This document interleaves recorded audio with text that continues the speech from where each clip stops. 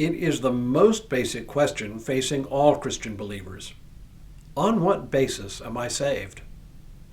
Hello, I'm Stuart Baskin, pastor of First Presbyterian Church of Tyler, Texas. And this is your daily devotional for Wednesday, January 28th, 2026. Yesterday, I talked about the basis on which Paul claimed his authority in his letter to the Galatians. As we saw, he claimed that he had received the gospel message directly through a revelation from the risen Christ. And we've seen how he identified false teachings as a major problem facing not only the Galatian church, but indeed the whole church. For remember, there was at that time no New Testament to refer to, no written Gospels to turn to, no authoritative list of epistles to appeal to. So far so good, but that doesn't answer questions about the content of those false teachings Paul argued against. When Paul describes his authority, he not only claims to have had a direct revelation from the risen Christ, he also refers to his own spiritual biography. This is a really interesting move because he had been a passionate persecutor of the church, traveling from town to town to identify and root out Christians because they were seen by the Jewish community of the time to be a heretical branch of Judaism. As we saw yesterday, this came to a sudden end with his dramatic conversion experience on the road to Damascus. But he emphasizes his Jewish roots for a very particular reason. He needed to demonstrate that his understanding of the Christian message fully comprehended the church's Jewish roots. So here's the scene. Paul has understood his call to be an evangelist to the Gentiles. Right away, he had to think carefully about the emerging relationship between Judaism and Christianity, between synagogue and church. If Christianity had remained completely embedded within the sphere of Judaism, the church might have developed in a very different direction. It might perhaps have continued to be a sect within Judaism that still maintained adherence to Jewish law. But because Paul's ministry was to the Gentiles, people who were coming into the church not through Judaism, it became clear to him that following the law was a real problem.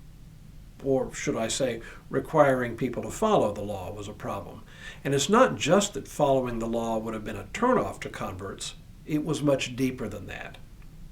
Paul's insight, which was a turning point in the development of the Christian message, and indeed the entire Christian theology, was that we are made righteous before God only by the grace of God in Jesus Christ, and not by following the law itself.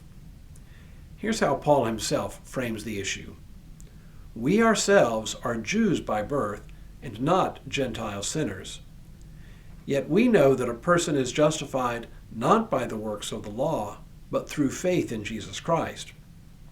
And we have come to believe in Christ Jesus so that we might be justified by faith in Christ and not by doing the works of the law, because no one will be justified by the works of the law. For if justification comes through the law, then Christ died for nothing.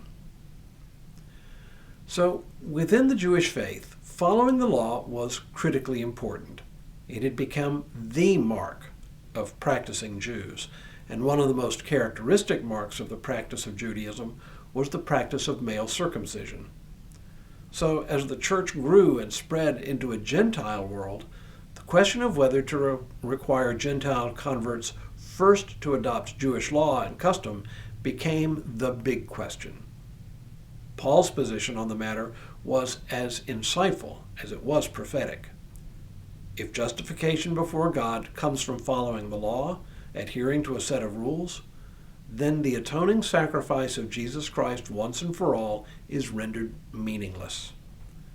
This discussion continues to animate the church even today, for we continue to struggle with the relationship between law and grace. Only it's no longer about following Jewish law, but about following various rules in the church.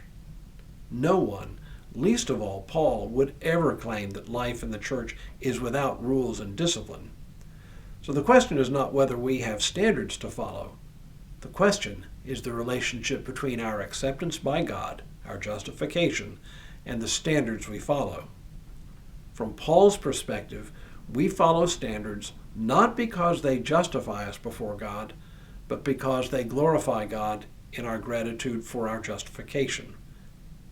It is a simple insight, really, but it became the defining mark of Christianity and continues even so today. Now may God continue to bless you and keep you in all that you do this day and in all the days ahead.